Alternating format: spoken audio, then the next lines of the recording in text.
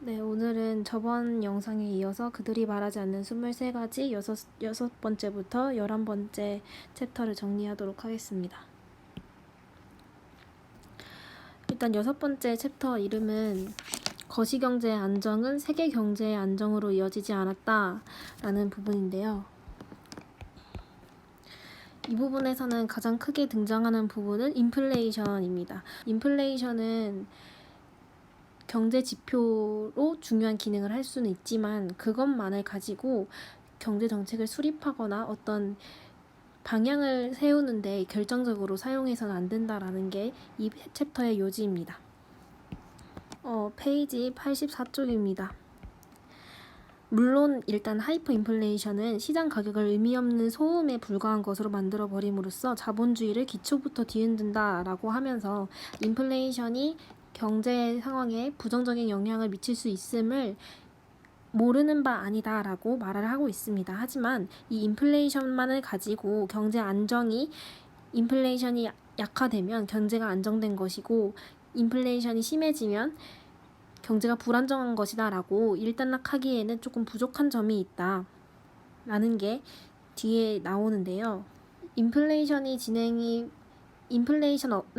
인플레이션을 억제하더라도 그것이 경제 안정으로 이어지지 않을 수 있다는 점이 첫 번째로는 인플레이션을 억제하는 정책이 오히려 투자를 억제할 수 있다. 그래서 경제적으로 장기적으로 봤을 때 경제의 안정을 안 가져올 수도 있다라는 부분입니다. 페이지 87쪽입니다. 실질금리가 12%에 달하면 실질금리를 올리면 그러니까 인플레이션을 억제하기 위해서 금리를 높이면 투자자들은 실물 투자를 꺼린다. 어디에 투자를 해도 7% 이상의 이윤을 내기 어렵기 때문에 차라리 유일하게 이윤을 많이 낼 수 있는 방법으로 고위험 고수익의 금융자산에 오히려 투자를 하게 되니까 실물 투자를 하지 않고 그것은 곧 경제 안정으로 이어지지 않는다는 결론이 나옵니다. 이렇게 해서 그리고 더불어서 90페이지에는 문제는 물가 안정이 경제 안정도를 측정하는 여러 지표 중 하나에 불과하다는 것이다. 사실 물가 안정은 대부분의 사람들이 가장 중요하다고 생각하는 경제 안정의 지표도 아니다. 물가 안정이라는 것은 인플레이션이랑 관련된 것인데 물가 안정이 곧 경제 안정이냐 이거에 대해서는 일치하지 않는다고 실제 사람들도 그렇게 느끼고 있고 그것보다는 다른 요소들을 더 고려를 하고 사실 뭐 고용의 안정도라든지 그런 다른 요소들을 고려하는 바가 있고 물가 안정만으로는 경제 안정도를 측정할 수 없으며 사실 물가 안정을 시키려는 정책이 오히려 이렇게 금리를 높임으로써 실물 투자를 억제해서 장기적으로 경제 안정을 떨어뜨리려는 그런 경향이 있다는 내용입니다. 그럼 왜 그렇게 인플레이션에 관련된 내용이 화두가 되고 왜 인플레이션을 억제해야 한다는 주장이 계속 제기되냐에 대해서 저자는 어떻게 대답을 하고 있냐면 인플레이션을 억제해야 한다고 강조하는 것은 금융자산의 수익은 대부분 명목상 고정되어 있어서 물가가 오르면 상대적으로 수익이 줄어들기 때문에 물가가 오르는 게 금융자산 에 있어서는 굉장히 안 좋은 것이기 때문에 이 사람들은 물가가 오르지 않도록 억제할 필요가 있다는 것입니다. 이렇게 대답을 하고 있고 물가가 오르면 이 사람들에게 굉장히 치명적인 반면에 아까 나왔듯이 물가를 억제시키기 위해서 금리를 높이면 오히려 사람들은 금융자산에 투자를 할 것이기 때문에 이들에게는 또 긍정적으로 작용을 할 수 있겠죠. 그래서 첫 번째 부분은 거시경제의 안정은 세계 경제의 안정으로 이어지지 않았다라는 부분은 인플레이션이라는 것이 경제 안정도를 그렇게 결정짓는 요소는 아니고 다른 요소가 충분히 있기 때문에 이것만 가지고는 금리를 높이거나 낮추거나 그런 경제 정책을 결정짓지는 못한다라는 내용이 되겠습니다. 7번째는 자유시장 정책으로 부자가 된 나라는 거의 없다라는 파트입니다. 자유시장의 시장주의자들은 물론 첫 번째 챕터에서 자유시장이라는 건 없다, 무조건 정부를 정제로 한다 이런 내용이 나오긴 했지만 어쨌든 간에 자유로운 무역을 주장하는 자유시장주의자들은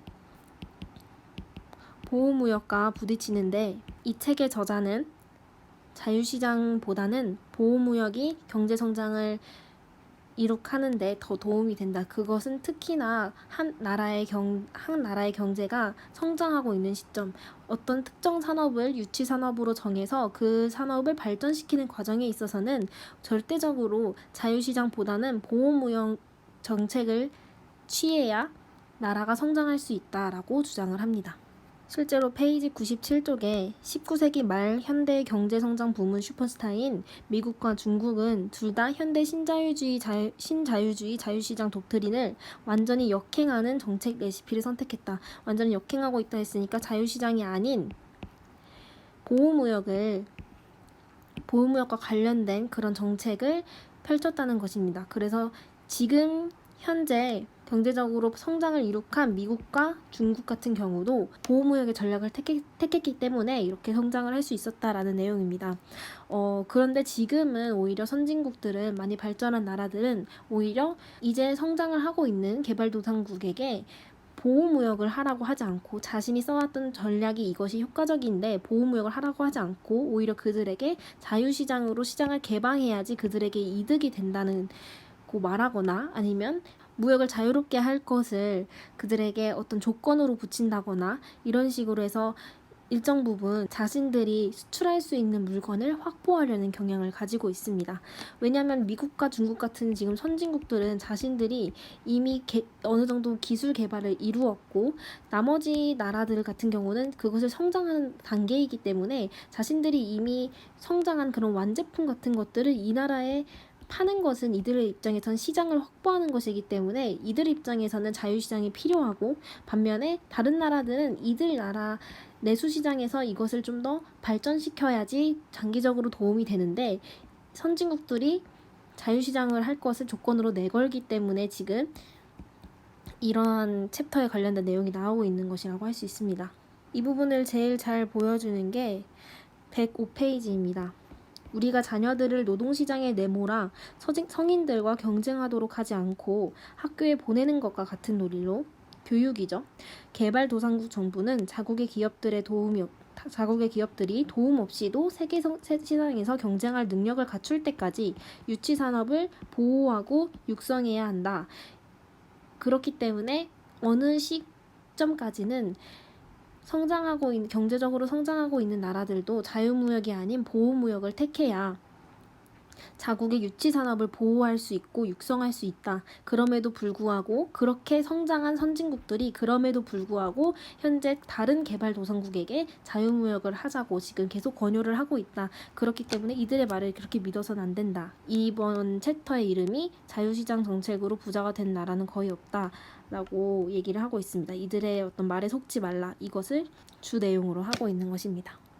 8번째 챕터는 자본에도 국적은 있다라는 내용입니다.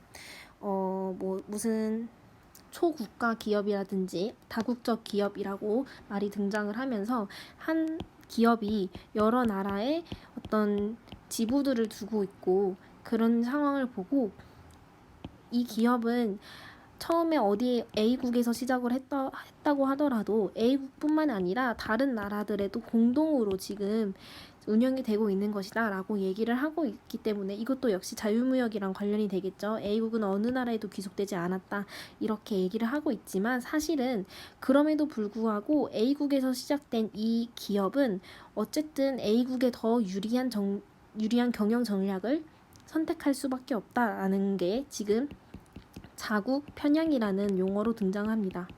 초국가 기업, 다국적 기업이라는 것은 자본의 국적이 없다고 생각을 하지만 사실은 자본의 국적은 있다. 자신의 나라에 좀 더 유리하게 결정을 하려는 경향이 있다라고 합니다. 그렇게 자국 편향적인 경영 전략을 세움에 있어서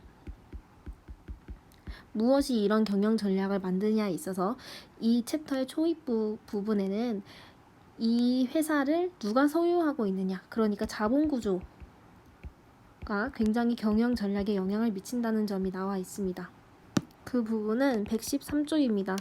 크라이슬러라는 기업의 예시가 나오고 있는데요. 한때 미국을 대표하는 기업 중에 하나였던 크라이슬러는 지난 10년 사이에 독일 사람의 속에 운영되다가 다시 미국인들 손으로 잠시 들어갔다가 이제는 점점 더 이탈리아 회사가 되어가고 있다. 독일 미국, 이탈리아로 이렇게 회사가 변한 이유는 회사의 어떤 본사의 위치가 옮겨져서도 아니라 그 자본을 누가 더 많이 가지고 있느냐, 자본 구조가 누가 더 많이 차지하고 있느냐에 따라서 누구 회사인지 이렇게 결정이 된다는 것이고, 어느 나라 회사냐라는 결정하는 것은 뭐냐면 어느 나라 사람이 그 경영권을 가지고 있느냐에 달려 있는 것이기 때문에 여기 챕터에서 말하는 어떤 다국적 기업의 경영 전략은 그 자본 구조에 달려 있다.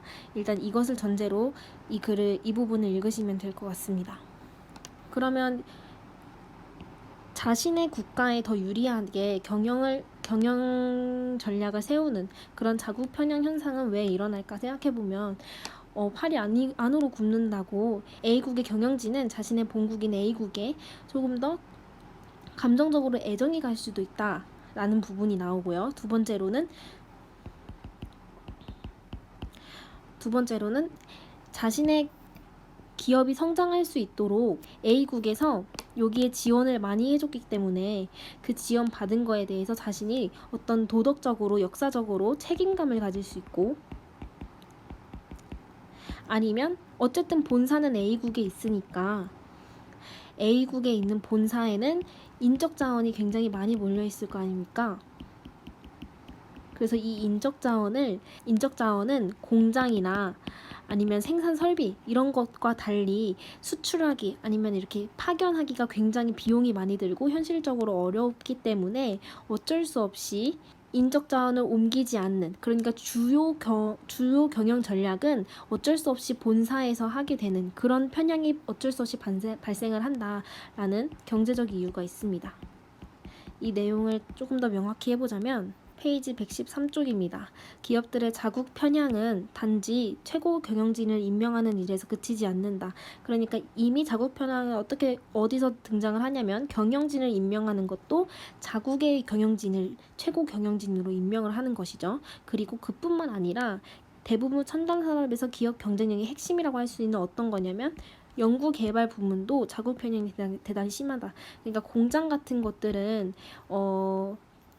A국에서 시작한 기업이라고 할 때 공장 같은 것은 B씨국에 많이 파견을 하지만 결정적으로 중요한 연구 개발이라든지 아니면 경영진을 임명하는 것이라든지 아니면 주요 경영에 관련한 결정을 내리는 것들은 모두 A국에서 한다. 이건 역시 자신이 조금 더 발전 가능성이 있는 사업들은 자신의 나라에서 하고 그렇지 않은 사업들은 타국에서 하는 것이기 때문에 이것 역시 자국 편향이라고 할 수 있겠죠. 그럼 이 자국 편향이 왜 발생하는지에 대해서는 아까 말씀드렸던 감정, 책임감 그리고 경제적 이유 이렇게 세 가지가 있을 텐데 페이지 115쪽에 나옵니다. 페이지 115쪽에는 경영진의 개인적 감정에 더해서 기업도 종종 자신이 자라온 국가의 역사적 의무를 갖는 경우가 많다. 이렇게 두 가지 이유가 나와 있고요. 역사적 의무라고 한다면 어쨌든 간에 한 나라가 성장하는 과정에 있어서 주요 역할을 했던 어떤 M기업이 있다고 할 때 이 M기업이 성장할 수 있었던 거는 그것의 본국인 A국이 M기업에 많이 특혜를 주거나 아니면은 제도적으로 완화를 시켜주거나 그런 도움을 줬기 때문에 M기업이 성장할 수 있었던 경우가 굉장히 많기 때문에 우리나라도 그렇고요. 그래서 M기업이 이런 거에 대해서 역사적 의무, 도덕적인 책임감을 갖기 때문이다라고 얘기를 하고 있습니다. 세 번째 이유로는 116쪽입니다. 도덕적, 역사적 이유들도 중요하지만 초국적 기업들이 자국 편향이 되는 가장 중요한 이유는 바로 경제적인 것이다. 왜 경제적인 이유 때문이냐면 기업의 핵심 역량을 국경 너머로 옮기는 것이 쉽지 않기 때문이다. 여기서 말하는 핵심 역량이라고 하면 주요 연구시설이라든지 경영진을 임명하는 것이라든지 아니면 경영에 관련해서 주요한 결정은 이런 공장을 설립하는 것보다 더 해외로 옮기는 것이 쉽지 않기 때문이라는 말입니다. 그래서 이렇게 세 가지 그리고 그 이상의 이유로 기업들이 아무리 여러 나라에 지부를 두고 있다고 하더라도 사실상 그 기업들은 자국에 편향된 그런 전략을 취할 가능성이 높다라고 하고 있습니다. 이 부분에 있어서 저번 영상에서 말했던 모든 사람은 이기적이지는 않다라는 부분에 관련돼서 다시 얘기를 할 부분이 생겼는데요. 여기서는 이제 자고 편향이 발생하는 이유는 개인적 감정과 역사적 의무, 이런 마음이 있기 때문이다라고 나왔는데, 그렇기 때문에 이건 역시 꼭 우리가 이기적인 동기를 가지고 있다고 말할 수 없는 그런 이유가 되는 것입니다. 우리가 어떤 도덕적인 아니면은 감정 이런 것에도 움직이는 사람이다라는 부분과 일맥상통하는 부분이라고 할 수 있겠습니다. 이 부분에 있어서는 어쨌든 간에 기업이 역사적인 의무를 갖고 개인적인 감정에 흔들리기 때문에 어떤 기업이 자신의 본국에 좀 더 유리하게 결정을 하거나 그런 식으로 경영을 할 수는 있지만, 그것이 과연 오로지 역사적 의무를 갖기 때문에 발생한 일일까라는 것에 대해서 다시 의문이 들었는데, 물론 어떤 M 기업의 최고 경영진 이 사람이 A국에 대해서 이런 감정을 느낄 수는 있지나, 실제로 이 M기업이 이에 유리한 제스처를 취하는 그 과정에 있어서는 최고 경영진의 생각뿐만 아니라 다른 경영진들의 의견도 들어야 되고 공식적으로 그것을 확립하는 절차가 필요할 터인데, 그 과정에 있어서 물론 이 사람이 자신의 본국에 대해서 이런 감정을 드는 것은 개인적인 이유를 남겨두더라도 하나의 기업이 이러한 결정을 다 같이 어떤 단체의 행동으로서 하는 데에는 역사적 의무라든지 개인적 감정이 결정적인 요인은 아닐 거라고 생각합니다. 어쨌든 간에 이 기업이 이런 행동을 하는 것은 장기적으로 따져봤을 때 이런 행동을 취함으로써 국민들에게 좀 더 호감적인 이미지를 사서 나중에 어떤 판매량을 늘릴 수 있다든지, 아니면 호감적인 이미지로 인해서 어떤 엄격한 잣대를 받지 않아도 되는 그런 유리한 위치를 선점할 수 있게 된다든지, 그런 것까지 미리 내다보고 그러한 결정을 할 수도 있는 것인데, 그럼 이건 역시 이기적이라고 할 수 있지 않나라는 생각이 들었습니다. 그렇기 때문에 물론 경영진의 입장에서 자신의 본국에 대해서 유리하게 하고 싶은 그런 마음은 들 수 있지만, 실제로 기업이라는 것은 개개인의 경영진 그 자체가 아니라 이들이 어떤 다 같이 모여서 하나 단체를 말하는 게 기업이기 때문에, 경영진이 이에 대해서 긍정적인 그런 마음을 가지고 있을 수는 있지만, 기업이 그러한 행동을 하는 거에 있어서는 어떤 감정적인 것보다는 이해타산적인 결과를 가지고 있는 것일 수도 있다. 그리고 기업이 그러한 결정을 한다는 것은 기업에 모인 여러 사람들이 그러한 결정을 한다는 것이기 때문에, 결정적으로 다시 봤을 땐 개인은 이기적인 존재일 수밖에 없다라는 기결로 다시 간다고도 생각을 합니다. 아무리 개인적인 감정으로 그러한 결정을 내린다는 마음이 들어도 경제적으로 도움이 되지 않는다면 이 사람들은 그렇게 행동하지 않았을 것이다 라고 저는 생각을 합니다. 이 부분에 있어서 경제학에서 말하는 이기적인 인간, 이기적인 개인이 우리가 흔히 말하는 이기적이라는 그런 의미랑 다른 차원으로 쓰이고 있다는 것은 알고 있었지만 이 부분에 있어서 제 생각을 하다 보니까, 저는 이런 감정을 느끼는 건 맞지만, 이런 감정을 이용해서 다시 이윤을 가져올 걸 내다보고 결정을 하는 것이다 라는 것까지 조금 더 넓게 생각을 해서 결국엔 이기적이다 라고 얘기를 하고 있는데, 과연 경제학에서 이기적이라고 말하는 게 이런 차원의 논의까지 포함을 하는 것인지, 좀 경제학에서 말하는 이기적인 개인이라는 것에 대해서 조금 더 조사를 해봐야겠다라는 생각이 들었습니다. 이 부분은 나중에 또 다른 책을 읽고 나올 수 있는 부분이 있으면 찾아보도록 하겠습니다. 그래서 결론적으로 챕터 8에서 말하고 있는 것은, 다국적 기업이 아무리 등장을 한다고 해도 그들 기업은 BC국에게 이렇게 얘기하겠죠. 우린 다국적 기업이라서 너네들한테도 이제 자본의 국적은 없고 너네들한테도 잘 해줄 거야 이렇게 얘기를 하겠지만, 어쨌든 간에 A국에서 시작한 기업은 A국에 유리한 결정들을 하기 마련이고, 그러기 때문에 어떤 기업이든 어차피 국적은 있다라고 얘기를 하고 있기 때문에, 결론적으로 외국인 투자를 좀 조심하자 라는 게 이 부분의 핵심 내용이었습니다. 어떻게 보면 크라이슬러라는 기업이 독일, 미국, 이탈리아로 계속 누구에게 넘어갔다라는 말이 나올 수 있었다는 것 역시 자본의 구조가 바뀌었기 때문인데, 이 자본 구조가 바뀌었다는 말은 외국인 투자가 많아졌기 때문에 그 외국으로 넘어갔다라고 간주할 수 있었던 것이잖아요. 그런 것처럼 다국적 기업에 있어서 자본의 국적을 인정해야지 외국인 투자 같은 것도 경계해야 한다는 논지가 성립하기 때문입니다.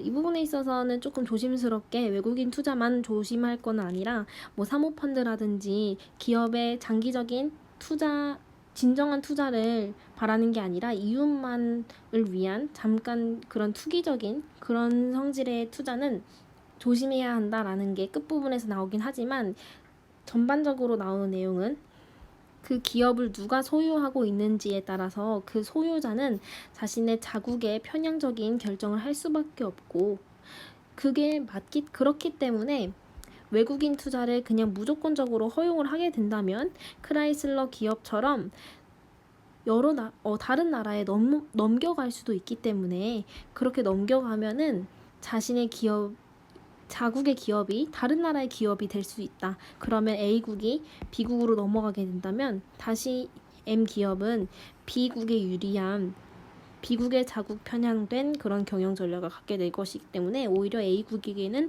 불리해질 수 있다라는 게 이 부분의 내용입니다. 다음 부분은 9번째 순서로 우리는 탈산업화 시대에 살고 있는 것이 아니다 라는 챕터입니다. 이 부분에 있어서는 가장 중요하게 나오는 부분이 제조업인데요. 제조업과 무슨 서비스업으로 산업의 추세가 변화하고 있다고 많이들 얘기하지만, 그래서 이 현상을 보고 제조업에서 벗어났다고 하면서 탈산업화 됐다고 말을 하지만, 저자는 실은 우리는 탈산업화 될 수는 없고 오히려 정말로 말 그대로 탈산업화 되어서 우리가 제조업에 대한 비중을 줄인다면 그거야말로 국가 산업에 큰 위기가 될 수 있다라는 주장이 펼쳐지고 있습니다.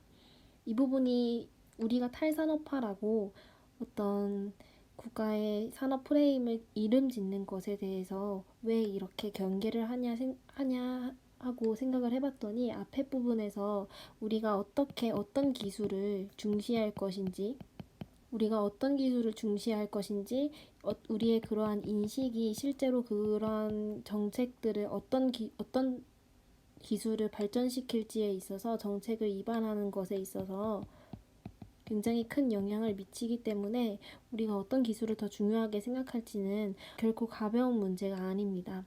이것은 앞에 챕터에서 세탁기 발명과 인터넷 발명을 비교하면서, 세탁기 발명은 우리에게 가사노동 시간을 굉장히 줄여주면서 더 생산적인 일을 할 수 있도록 도와준 것 반면에, 인터넷은 사실상 그 정도만큼은 혁신적이지 않았다라는 그 챕터에서 등장하는 것과 지금 굉장히 유사하다고 생각이 드는데요.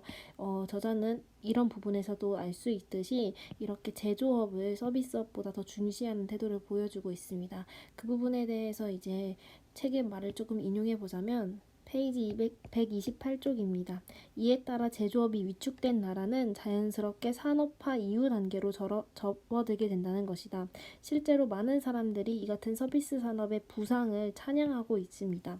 실제로 우리가 과거 제조업이 주요 산업이었을 때와는 달리 지금 많은 부분이 서비스업으로 변화하고 있기는 하지만, 그런 부분은 일정 부분 사실이지만 사람들은 이렇게 변화하는 거 있다는 것을 가지고 제조업이 아예 서비스업으로 대체될 것이라고 생각을 하지만, 사실은 제조업이 서비스업으로 모두 대체되는 것은 있을 수 없고 제조업은 여전히 중요시 되어야 한다는 것이 이 글의 요지입니다. 사람들이 제조업이 서비스업보다 덜 중요해졌다고 그렇게 오해를 하게 되는 이유는 제조업으로 생산된 상품과 서비스업으로 말미암은 어떤 서비스의 질로부터 두 가지를 비교해 보자면, 과거의 상품의 가격은 굉장히 비쌌던 반면 그런 것들이 지금은 많이 싸졌는데 서비스의 비용은 오히려 증가하거나 아니면 유지하고 있는 추세를 보이고 있기 때문에 사람들은 가격으로 봤을 때 더 이상 상품 제조업보다는 서비스업을 더 중요시하고 이것에 더 높은 가치를 부여하고 있다고 생각합니다. 하지만 제조업에서 생산된 상품 가격이 하락하고 서비스업의 가격은 그렇지 않은 이유는 사람들의 어떤 어떤 사람들의 가치나 아니면 부여하고 있는 그런 우선순위에서 기인한 것이 아니라 제조업은 발전이라는 것을 함에 있어서 일정 시간 안에 더 많은 상품을 생산할 수 있는 생산량이 증가하는 반면에 우리가 서비스업이 발전한다고 할 때는 생산량을 중점으로 생각하기보다는 서비스의 질이나 아니면 고객 맞춤 서비스라든지 그렇게 좀 질적인 부분에서의 발전을 의미하기 때문에 제조업은 발전하면서 생산량을 늘릴 수 있고 그에 따라서 생산성이 올라가지만 서비스업이 발전하고 있다는 것은 생산량이 늘어난다는 것이 아니라 그에 맞는 서비스의 질이 늘어난다는 것을 의미하기 때문에 두 개의 산업 모두 발전했음에도 불구하고 제조업은 생산량이 늘어서 그로 인해 가격이 하락하게 된 반면에 서비스업은 질적인 발전이 가격 하락으로 이어지지는 않았다고 여기서 나와 있는 것 같습니다. 페이지 131쪽을 보면 이른바 탈산업화 현상의 원인 중 나머지 80%는 대체로 국민 경제가 부유해지면서 제조업 제품에 대한 수요가 서비스 수요에 비해 상대적으로 줄어드는 경향 때문이라고 많은 이들은 생각한다. 그러나 조금 더 자세히 들여다보면 제조업 제품에 대한 수요 하락은 실제로 매우 미미하다. 탈산업화 시대라고 불려지는 그러니까 제조업 부분에 비해서 서비스 산업이 더 상대적으로 커진 현상에 대해서 그렇게 생각하는 이유가 제조업 제품에 대한 수요가 옛날 같지 않다라는 것을 얘기하고 있지만 사실 그것은 제조업 제품에 대한 수요가 줄어든 것이 아니라 제조업 제품이 발전함에 있어서 같은 시간 안에 더 많은 상품을 생산하게 할 수 있게 되어서 옛날만큼의 어떤 집중도를 필요로 하지 않기 때문에 비중이 옛날만큼 커질 필요가 없었고 그렇기 때문에 자연스럽게 비중이 작아진 것이다 라고 해석하는 게 타당하다는 내용입니다. 페이지 132쪽에는 그렇다면 제조업 제품의 상대 가격은 왜 떨어지는 것일까라는 부분에 대해서 이 책에서는 서비스업에 비해 제조업의 생산성이 더 빨리 향상하는 경향이 있기 때문이다. 생산성이라는 것이 서비스업의 생산성을 향상하기 위해서는 생산성이라는 것은 단위 시간에서 얼마나 많은 양을 생산할 수 있는지를 판단하는 것이기 때문에 서비스업은 양을 늘리기는 쉽지 않은 반면에 제조업은 양을 늘리기는 서비스업에 비해서 상대적으로 더 용이하기 때문에 그렇기 때문에 제조업의 생산성이 더 빨리 향상되었고 그래서 가격 하락을 불러왔다는 의미입니다. 제조업 부분의 생산물이 서비스 부분의 생산물보다 더 빨리 늘어나기 때문에 생산물이 늘어난다는 것은 양적으로 늘어난다는 것이고 그렇기 때문에 서비스 가격에 비해서 제조업 제품의 가격이 상대적으로 낮아지는 것이다. 양이 늘어나니까 가격은 양이 늘어난 만큼 하락하게 되겠죠.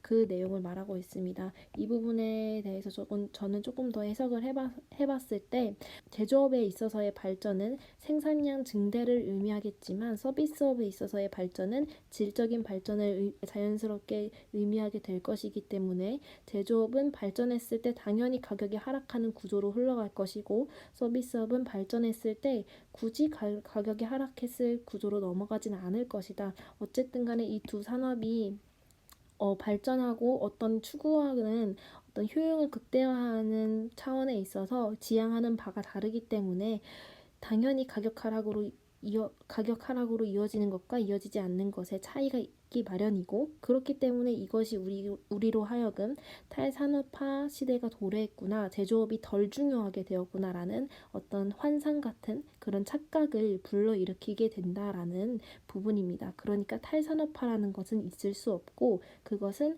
두 가지의 산업이 서로 성격이 다르기 때문에 그렇게 보이는 것이다 라고 저는 해석을 했습니다. 그러면 왜 저자는 우리가 탈산업화되고 있다는 인식을 갖는 것에 대해서 왜 그렇게 두려워하냐면, 우리가 제조업을 경시한다면 우리가 국내적으로 그리고 대외적으로도 성장에 지장을 가져올 것이기 때문입니다. 그 부분이 어떻게 나오냐면, 일단 국내적으로는 어떤 변화를 가져오냐면,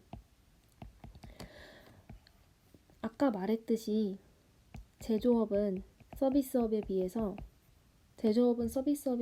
생산성이 상승하는 경향이 굉장히 빠른 반면에 서비스업은 굉장히 느리거나 아니면 그대로인 경우가 많습니다. 그 부분에 대해서 페이지 135쪽부터 136쪽까지는 예를 들어 어떤 나라의 경제에서 서비스 비중이 압도적으로 높을 때, 그러니까 정말 탈산업화됐다는 인식을 가지고 제조업을 경시해서 서비스 비중이 굉장히 높아졌을 때 이 나라 경제 전반의 생산성 향상은 느려질 것이다. 왜냐하면 서비스업은 제조업에 비해서 생산성 향상이 되는 속도가 굉장히 느리기 때문입니다. 서비스 부문은 산업의 속성상 생산성이 제조업보다 더디게 성장하고, 이는 국민 경제 전체의 생산성에 부정적 영향을 미칠 것이기 때문이다. 어쨌든 어떤 나라를 부흥시킬 수 있는 것은 더 효율적으로 산업을 운영하는 것이고, 그 효율이라는 것이 바로 생산성이기 때문에 같은 시간 안에 얼마나 더 많은 결과물을 가져올 수 있는지, 더 많은 것을 어떻게 할 수 있는지가 효율성을 의미하기 때문에 제조업의 생산성이 이렇게 줄어든 것을 서비스업의 증가로는 충당을 할 수 없겠죠. 그렇기 때문에 국내적으로 봤을 때 생산성이 옛날만큼 성장하지 못할 수 있다. 오히려 생산성이 떨어질 수도 있다. 이런 우려가 생기는 것입니다. 그러면 국가 전 경제에 있어서 굉장히 효율적이지 않고, 그로 인해서 부정적인 영향을 미칠 수도 있겠죠. 대외적으로는 136쪽입니다. 탈산업화 현상은 국제 수지에도 좋지 않은 영향을 미친다. 서비스 부문은 제조업보다 수출이 어렵고, 따라서 외화를 벌어들이기 쉽지 않기 때문이다. 우리가 경제를 볼 때는 그래도 기본적으로는 국내 내수 시장도 봐야 되지만, 대외적으로 수출과 수입을 조절을 하면서 외화를 벌어들이는 것도 가장 큰 중요한 변수가 될 텐데, 제조업에서 생산된 상품은 수출하기 굉장히 편하겠지만, 서비스업 같은 경우는 수출하기 굉장히 쉽지 않고, 그렇기 때문에 국가의 산업이 서비스업에 치중하게 된다면 과거에 50만큼 수출을 할 수 있었던 거를 20밖에 수출을 하지 못하니까 외화벌이도 쉽지 않게 되겠죠.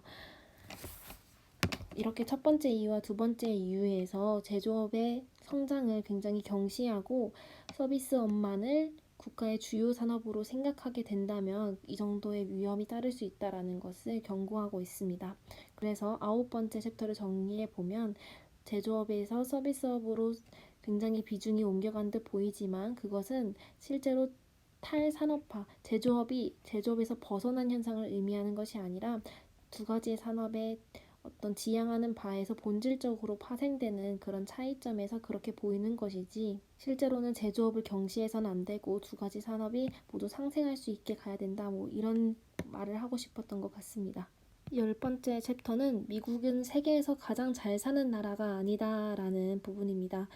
이건 이제 어떤 소득 불평등, 양극화와 관련된 부분이기도 하고, 어떤 우리가 삶의 질을 평가할 때 어쨌든 간에 우리가 국가 간 비교를 하려면 어떤 양화된 양적인 수치로 비교를 하게 될 텐데, 거기에 있어서 가장 중요하게 생각되는 것이 그래도 경제적인 지표를 가지고 국가 간 비교를 하기에 용이하기 때문에 삶의 질이라는 것을 판단함에 있어서 경제적 지표를 많이 이용을 하지만, 경제적 지표가 삶의 질 그 자체를 의미하는 것은 아니고, 삶의 질을 고려할 때는 경제적 지표뿐만 아니라 얼마나 소득이 고르게 분배되어 있는지 하는 그 불평등 지수라든지, 범죄로부터 얼마나 안전한지 그런 요소라든지, 고용은 얼마나 안정적인지 그런 요소들도 함께 봐야 한다라는 그런 내용을 담고 있습니다. 결론부터 말하면 페이지 153쪽에 그러나 소득으로 얼마나 많은 재화와 서비스를 살 수 있는지에만 초점을 맞추다 보면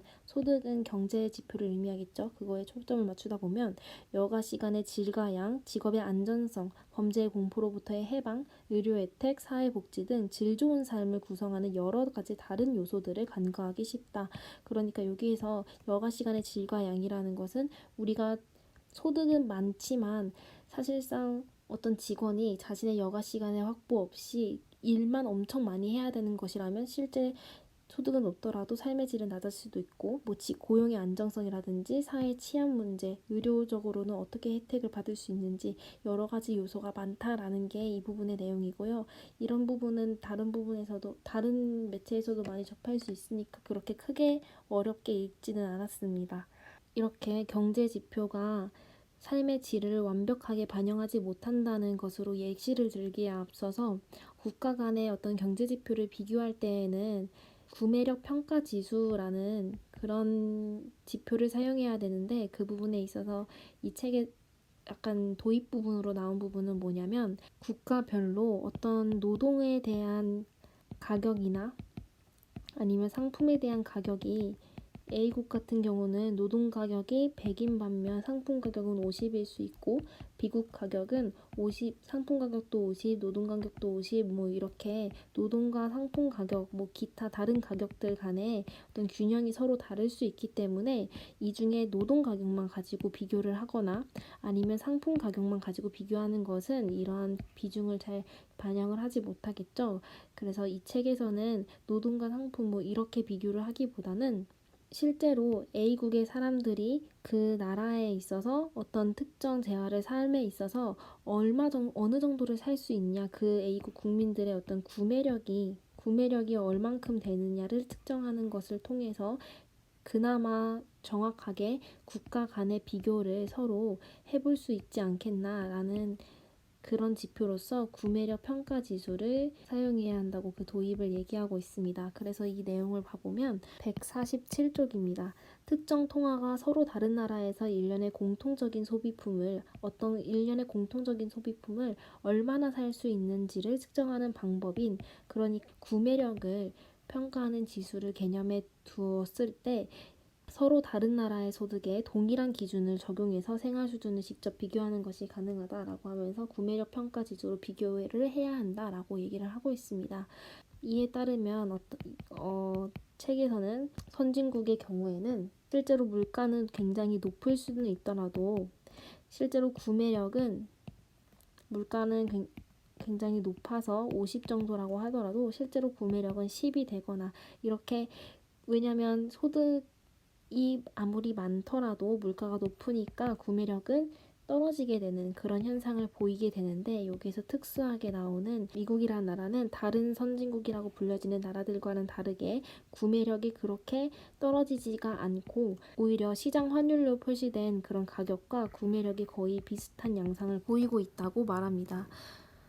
페이지 149쪽부터 150쪽까지는 이에 대한 내용이 나오는데 앞에서도 살펴봤지만 잘 사는 나라일수록 구매력 평가지수 소득이 시장 환율 소득보다 낮거나 나라에 따라서 엄청나게 낮게 나타나는 것이 정상이다. 선진국일수록 서비스를 제공하는 노동자들의 임금이 높기 때문이다. 그래서 실제로 구매할 수 있는 구매력은 굉장히 떨어지는 경향이 있는데 그러나 미국은 이 두 지표 간 차이가 거의 나지 않는다라고 얘기를 하고 있습니다. 미국의 지표 간 차이가 거의 나지 않는 이유는 반대로 생각하면 되겠죠. 선진국일수록 서비스를 제공하는 노동자의 임금이 높기 때문에 구매력 평가 지수와 시장 환율이 굉장히 많은 차이가 났다면 미국에서 이 두 지표 간 차이가 나지 않는 이유는 서비스를 제공하는 노동자들의 임금이 높지 않기 때문이겠죠. 이 부분에 있어서 왜 선진국일수록 서비스를 제공하는 노동자들의 임금이 높아서 이렇게 두 지표 간 차이가 나타나는지에 대해서 조금 바로 한 번에 와닿지가 않아서 나름의 예시를 생각해 봤는데요. 앞에 챕터에서 나왔듯이 국가 간의 이민 제한 정책으로 인해서 국가 간의 이동이 자유롭지는 않기 때문에 어떤 상품의 가치는, 그러니까 여기서 드는 예시는 노동의 어떤 실제 가치는 어떤 가격에 그대로 반영되는 것이 아니다라는 챕터가 있었습니다. 그 부분에 있어서 그렇기 때문에 비국에서 일하는 같은 노동을 하더라도 비국에서는 5만큼의 돈을 벌 수 있다면 A국에서는 예를 들어서 20만큼의 돈을 벌 수 있게 됩니다. 그 말은 뭐냐면 A국은 자기 국민에 있어서 노동의 이동을 제한하는 보호적인 그런 정책을 펼치고 있기 때문에 그로 인해서 자국 노동자들에 대해서 임금이 높아지는 그런 구조를 가지고 있다라고 앞에서 말한 바가 있습니다. 그렇기 때문에 이거랑도 연결을 시킬 수 있다고 생각을 하는데, 선진국은 다른 나라에 비해서 자국의 노동자들에게 더 많은 임금을 줄 준비가 되어 있고, 그래서 실제로 이 사람들 안에서는 구매력이 10이라고 하더라도 두 지표 중에 하나인 시장 환율 소득을 보면 상대적으로 다른 나라인 비국이 봤을 때는 물가는 이렇게 높아진다라는 그런 의미를 갖고 있습니다. 그런데 미국은 이렇지 않다고 했으니까, 구매력이 10이면 물가도 10이다라고 했으니까 미국의 경우는 A국과 B국의 노동의 이동이 이렇게 자유롭겠죠. 그러니까 이 두 경우를 반대로 생각을 해보면 미국 같은 경우는 자국의 노동자들이 보호되지 않는 상황이기 때문에 A국이 자국의 노동자들에게만 높은 임금을 이렇게 할당해 주는 그런 구조가 될 수가 없고, 비국으로부터 값싼 노동력이 계속해서 들어오면 자연스럽게 노동에 대한 임금도 그렇게 높은 수준으로 설정되지 않고 값싼 노동력이 계속 들어오니까 그것이 하락하는 결과가 되겠죠. 그렇기 때문에 아까의 경우처럼 국가가 자국의 노동자들에게 그 노동의 가치를 높게 매겨서 물가가 이렇게 높아지는, 물가라기보다는 시장 환율 소득이라고 나와 있으니까 시장 환율 소득이 이렇게 높아지는데, 미국 같은 경우는 값싼 노동력이 계속해서 들어오니까 미국의 정부는 자국의 노동자들에게 그 가치를 높게 할당을 해주는 그런 방식이 불가능하고, 그렇기 때문에 시장 환율 소득이 다른 나라들처럼 50 이렇게 정해지지 않고 그대로 10만큼 아니면 15 이렇게 별로 차이가 안 나는 정도로 수렴하게 된다라는 부분입니다. 그렇게 해서 이 부분을 이해해보면 이 나라에는 값싼 노동력이 가난한 나라로부터 이민이라는 형태로 계속 유입된다. 이들 중 많은 수가 불법 체류자이기 때문에 임금은 한층 더 싸진다. 미국인 노동자라 하더라도 직업 안정성이 낮고 복지수당 등 사회적 지원이 약하기 때문에 비슷한 소득 수준의 유럽 노동자들에 비해, 유럽 노동자들은 전자의 케이스가 되겠죠. 그러니까 국가에서 보호적인 어떤 정책을 펼침으로써 자국의 노동자들에게 높은 가치를 할당해 줄 수 있는 그런 것들에 비해서 기댈 데가 별로 없다. 이렇게 연결해서 읽으면 될 것 같습니다. 따라서 미국 노동자들, 특히 노동조합이 결성되어 있지 않은 서비스 분야에서 일하는 미국 노동자들은 유럽에 비해 낮은 임금과 열악한 근무 조건을 참아내야 한다라고 나와 있습니다. 그렇게 해서 앞에 챕터랑 연결을 해서 조금 읽어봤는데요. 앞에 부분에 있어서는 상품의 가치는 그것의 가격에 그대로 반영되지 않는다라는 챕터를 얘기할 때, 그 부분에 있어서 저는 그렇기 때문에 어떤 지역에서 받는 그 가치는 자신만의 노력이 아니라 사회의 노력을 받은 것이다. 그래서 우리가 어떤 서비스나 어떤 기술을 발전시키는 것은 자기만의 어떤 능력으로 되는 것이 아니라 사회의 영향을 받을 수 없다라는 좀 부정적인 뉘앙스로 읽었는데, 그렇기 때문에 이런 기업은 사회에 공헌해야 한다 이런 뉘앙스로 저는 그때 앞부분 챕터를 읽었는데, 오히려 지금 뒤에 이 부분이랑 연결을 시키면서 읽어보니까 아까 말했던 그런 보호적인 그런 정책이 국가 간의 차이를 불러일으킴으로써 두 국가 간의 어떤 국제적으로 이렇게 국내적으로 말고 국제적으로 이렇게 양극화를 불러일으키기 때문에 굉장히 부정적으로 그런 읽었던 반면에 지금 챕터에 와서는 오히려 이런 보호무역이 없는 결과가 자국 내에 있어서는 노동의 이동력을 지나치게 자유롭게 만듦으로써 자국의 노동자를 보호할 수 없는 결과를 가져왔다. 그래서 노동자의 임금이 하락해서 아까 나왔던 워딩대로 그 나라의 노동자들은 낮은 임금과 열악한 근무 조건을 참아내야 한다. 그렇기 때문에 어떻게 보면 보호적인 그런 정책이 자국에게 있어서는 필요하다.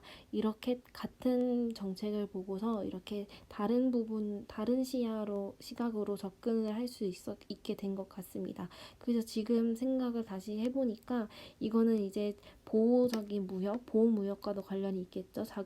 좀 보수적인 스탠스를 취하는 그런 정책이 국제적인 형평성으로 봤을 때는 노동의 자체적인 어떤 그 자체의 절대적인 평가를 내림에 있어서는 그 정도의 형평을 따질 때에 있어서는 보호무역이 오히려 특정 국가만을 위한 것으로 이렇게 보여져서 전체적으로 봤을 때 같은 가치를 가지는 상품이 그 가격에 그대로 가치가 반영되는 것이 아니라 그 가격을 제도 안에 편입되는 그런 결과를 불러일으키고 있지만 오히려 전 세계적인 관점으로 볼 게 아니라 특정 국가 입장에서 보면은 보호무역이 오히려 자국의 어떤 상품이나 자국의 노동을 보호하기 위해서는 필요하다라는 부분에서 아까 말했던 7번째 챕터에서 높은 경제성장은 자유무역보다는 보호무역에 더 영향을 많이 받는다라는 부분과도 일맥상통한다고 볼 수 있겠습니다.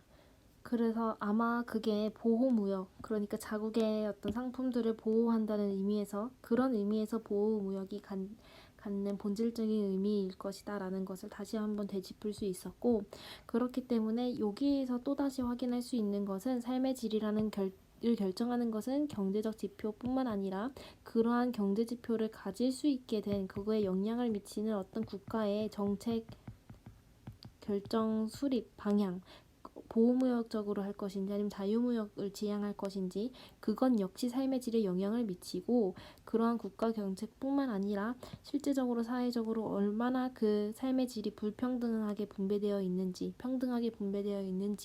범죄 아니면 고용의 안정성 등 여러 부분이 삶의 질에 영향을 미칠 것이기 때문에 오로지 미국의 경제적 지표만을 보고 미국이 잘 살 거라고 생각을 한다는 것은 실제로 이렇게 희생당하는 보호무역을 하지 않음으로써 타국의 노동자들과 끊임없이 경쟁을 하면서 도태될 위험에 처해 있는 그런 노동자들의 삶의 질은 고려가 되지 않을 수 있다라는 게 이 부분의 내용입니다. 이 부분에 대한 내용은 페이지 149쪽부터 150쪽에 쭈루룩 나와 있고요. 여기에서 나오는 것은 이렇게 이 경제지표로 판단할 수 없는 것은 불평등 지수를 알 수 없기 때문이고, 그리고 미국 같은 경우처럼 자국의 노동자들이 충분한 대우를 받지 못한 것을 반영하지 못할 수도 있고, 마지막으로 나오는 것은 노동의 강도를 반영하지 못하기 때문에 그 사람들의 여가 시간을 얼마나 노릴 수 있는지는 알 수 없다. 이런 내용이 책에 나와 있으니까 이건 책으로 확인하시면 될 것 같습니다. 마지막으로 11번째 챕터입니다. 11번째는 아프리카의 저개발은 숙명이 아니다 라는 챕터입니다. 이거는 국제 간 원조에 있어서 아프리카는 숙명적으로 그 고질적인 어떤 기후적 문제라든지 지리적, 문화적, 기타 등등의 원인이 있는데 이것이 너무 고질적인 문제여서 우리는 그들을 받는 자로 인식하고 우리가 그들에게 원조를 해 주어야 한다. 이렇게 수혜적으로 어떤 그런 태도를 취해야 한다라는 것에 대해서 이 책에서는 그런 수혜적으로만 바라볼 것이 아니라 그들의 스스로 성장할 가능성을 열어두어야 한다라고 얘기를 하고 있습니다. 이런 접근은 이제 어느 정도는 이제는 익숙한 접근인데, 그러니까 원조나 어떤 것을 줌에 있어서 베푸는 것을 함에 있어서 그 사람들을 받는 자로만 인식을 하지 않고 그렇게 일방적인 수혜적인 관점에서 이제는 벗어나서 스스로의 어떤 가능성을 보고 스스로 발전할 수 있도록 하는 그런 태도를 취해야겠죠. 이거는 이제 많이들 나오는 이야기인데 그 부분에 있어서 좀 더 재미있게 읽을 수 있었던 이유는 선호적인 A로 인해서 B가 발생한 것인데 B 때문에 A가 발생한 것이야 뭐 이렇게 선호적으로 인과를 잘못 파악해서 이러한 생각을 하게 되었다라는 이런 논증을 재미있게 읽었습니다. 결론부터 말하자면 169쪽에 보면 아프리카가 최근 들어 성장 실패를 경험한 주된 이유는 정책 때문이다. 즉 구조조정 프로그램이 강요한 자유무역, 자유시장 정책 때문에 그렇다. 특정 자연 조건이나 역사적 배경이 나라의 운명을 결정하는 것이 아니고 어느 나라가 겪는 문제가 정책 때문이라면 문제는 더욱 쉽게 해결할 수 있다.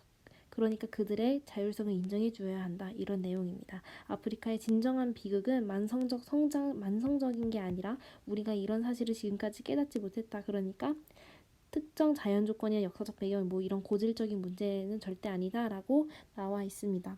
뭐 아프리카의 이렇게 만성적인 성장 실패의 원인이라고 옛날에 그렇게 일컬어졌던 원인들에는 뭐 아프리카가 너무 적도 지역에 있어서 자연적으로 성장을 할 수 없다든지 아니면 아프리카가 굉장히 많은 민족들이 있어서 그들 간에 뭐 싸움이 너무 빈번해서 그렇다든지 아니면 오히려 아프리카는 자원이 풍부하기 때문에 그런 배짱이처럼 자원이 너무 풍부해서 노력을 하지 않는 그런 성장의 동력이 부족해서 그래서 자원의 저주를 받았다든지 뭐 이런 기타 등등의 내용이 책에 소개를 되고 있습니다. 그 중에서 가장 인상 깊었던 부분은 페이지 164쪽입니다. 열대성 기후는 말라리아와 같은 열대병 때문에 의료 부담을 늘려서 경제 발전을 방해하는 요인으로 꼽힌다. 그러니까 먼저 기후적인 측면에 있어서도 열대성 기후는 뭐 왜 생산성이 그렇게 낮을까라는 거에 있어서 명확하게 어떤 인과적인 순서를 생각해 본 적이 없는데 이 부분에서 명확히 드러나서 좋았습니다.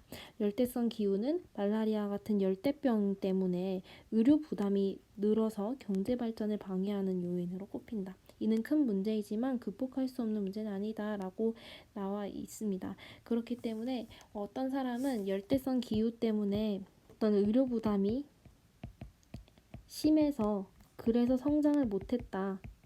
그러니까 우리가 이런 얘네는 고질적인 문제를 벗어날 수 없으니까 우리가 원조를 해 주어야만 한다. 이렇게 얘기를 하지만 사실상 그 뒷부분에서 어떻게 반박이 되냐면 열대성 기후에 의한 의료 부담으로 성장이 안 된 게 아니라 그렇게 안 된 게 아니라 오히려 성장을 못했으니까 이 나라가 어떤 경제력이 없으니까 의료 부담 이거를 문제를 해결하지 못한 거야. 순서가 바뀌었다라고 얘기가 나오는 부분입니다.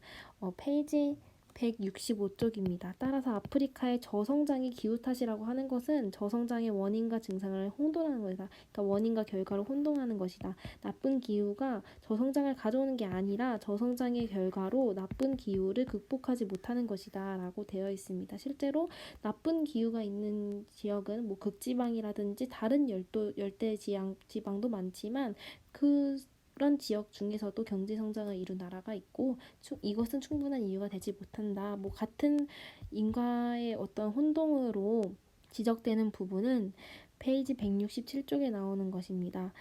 민족 간 갈등에 있어서도 이 부분도 굉장히 흥미롭게 읽었는데 아프리카가 과거 식민 지배의 결과로 민족 간의 어떤 갈등이 심한 상태로 남아 있다. 그래서 아프리카가 더 성장하지 못하는 것일 수도 있다라는 생각이 있는데 사실상 그런 민족 분열은 해결 불가하기 때문에 어떤 성장을 못하는 게 아니라 오히려 성장을 못했기 때문에 민족 문제를 아직도 해결을 하고 있지 못한 것이다. 성장이 잘한 나라들은 이런 분열은 진작에 해결했다. 그래서 그렇게 된 것처럼 보이는 것이다 라는 내용입니다. 정리하자면 부자 나라들이 다민족 문제로 고통받지 않는 것은 처음부터 단일민족이어서가 아니라 국민 통합에 성공했기 때문이다. 성공한 결과다. 사실 이 과정이 그렇게 순탄하지 않았고 때로는 폭력까지 수반했다는 것도 주목할 만하다. 어쨌든 간에 그들은 민족 분열을 해결할 필요가 없었던 나라가 아니라 이거를 해결했기 때문에 성장을 한 것이고, 그래서 이것도 역시 중요한 요인은 아니다. 이런 비슷한 논증 등이 이 챕터에서 계속 등장을 하고 있으니까 이 부분에 유의해서 읽으면 더 재미있게 읽으실 수 있을 것 같습니다. 그렇다면 아까 먼저 결론부터 얘기했듯이 이 나라가 아직도 저성장을 하고 있는 이유는 자연 조건 고질적인 문제가 아니라 정책 때문이라고 얘기를 하고 있는데, 그럼 정책이 뭐가 문제냐? 이들은 아까 7번째 챕터에서 말했듯이 자유무역을 택하는 게 아니라 어느 정도까지는 자국의 유치산업을 발전시킬 수 있도록 보호무역을 해야 되는데 그렇지 못했기 때문이라는 게 명확한 예시로 드러나고 있습니다. 페이지 161쪽에 이 정책들로 인해 완전히 성숙하지 않은 제품들이 국제 경쟁 무대에 갑자기 노출되었고, 그나마 60년대, 70년대 가까스로 성장시켜 놓은 일부 제조업이 붕괴되는 결과를 낳고 말았다. 유치산업이라고 하고 성장시키고 있었는데 자유무역으로 인해서 붕괴되는 결과가 나왔고, 다시 코코아, 커피, 돈과 같은 1차 산품의 수출에만 의존할 수밖에 없게 된 아프리카 나라들은 이런 상품들을 특징짓는 극심한 국제 가격 변동과 정체된 생산 기술에 계속 고통을 겪어야 했다. 우리가 아프리카 같은 경우를 떠올릴 코코아나 커피 이런 것들이 굉장히 잘 난다라고 생각을 했는데, 저는 약간 그런 거에 문외한이어서 그렇게밖에 생각을 못했는데, 그것이 아프리카가 잘하는 산업을 애초부터 그렇게 특화시킨 것이 아니라 다른 돈벌이가 되는 산업이 있었는데 자유무역 정책으로 인해서 다시 상대적으로 자기가 잘할 수 있는 것에 집중을 하게 되었고, 다른 더 생산성 있는 것에 집중을 할 수 없는 경쟁에서 살아남기 위해 그런 결정을 할 수밖에 없는 어떻게 보면 어쩔 수 없는 선택이었다라는 그런 생각을 좀 전환할 수 있는 계기가 되었습니다. 오늘 읽었던 부분은 챕터 6번째부터 11번째까지 읽어보았고, 그 부분을 이제 마지막으로 간단하게 정리를 해보자면 6번째 부분에서 거시경제의 안정은 세계경제의 안정으로 이어지지 않았다라는 부분에서 인플레이션이라는 것이 뉴스 같은 것을 보더라도 굉장히 엄청나게 중요한 경제 지표의 어떤 척도, 경제의 안정을 결정짓는 척도로 보여지고 있지만, 인플레이션 물론 중요하지만 그런 부분도 있지만 인플레이션 그 자체가 모든 것을 반영하진 못한다. 인플레이션보다는 투자가 얼마나 실물 경제에 투자가 이루어지고 있는지가 더 중요하다. 오히려 인플레이션을 억제하려고 하다 보면 투자가 억제돼서 안 좋은 결과가 생길 수도 있다. 그러니까 인플레이션보단 투자가 더 중요하다. 이런 내용이었습니다. 7번째는 자유시장 정책으로 부자가 된 나라는 거의 없다라고 얘기를 하면서 7번째에서는 어떤 나라가 성장하기 위해서는 어느 정도 자국의 유치산업을 성장시킬 때까지는 자유무역보다는 보호무역이 필요하다라는 내용입니다. 8번째로 자본에도 국적은 있다라는 챕터입니다. 이 부분은 좀 장황하게 설명을 한 것 같아서 다시 그냥 간단하게 한마디로 해보자면, 외국인 투자가 지나치게 자기 회사의 일정 부분 이상을 차지하지 않도록 조심하자. 왜 조심해야 하냐면, 어쨌든 간에 자본 구조에 따라서 많이 차지하고 있는 사람은 자국에 편향된 경영 전략을 세울 수밖에 없고, 그러니까 외국인이 우리 회사를 많이 차지하면 자기에게 유리한 결정을 내릴 것이기 때문이다. 그러니까 외국인 조심하자. 이런 내용입니다. 외국인에 편향돼서 나오긴 했지만 사실상 모든 투자에 있어서 자기의 이익만을 추구하는 투자는 조심하자라는 게 궁극적인 교훈이 될 것 같습니다. 9번째는 우리는 탈산업화 시대에 살고 있는 것이 아니다 라는 부분입니다.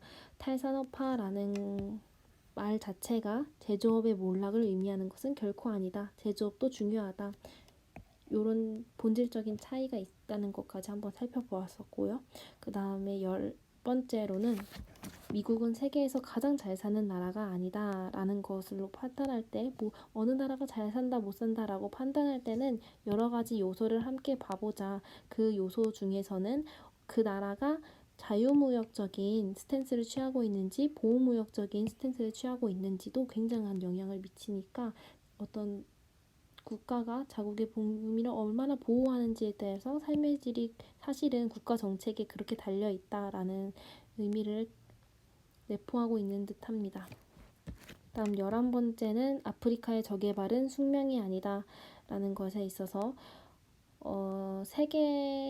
전 세계적으로 봤을 때 성장 여부에 따른 어떤 불평등에 있어서 잘 사는 나라가 못 사는 나라를 받는 자로 인식하고 개발을 해 주어야 한다. 일방적인 원조는 이제 더 이상 그렇게 의미가 있지 않다라는 부분에 나와 있습니다. 그래서 그들이 말하는 그런 논거들은 사실상 선후 관계를 좀 오인한 결과일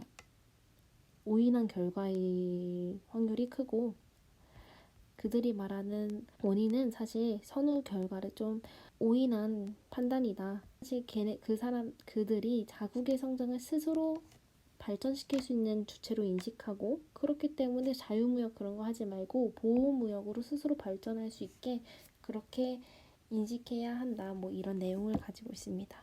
오늘 그러면 정리 마치도록 하겠습니다.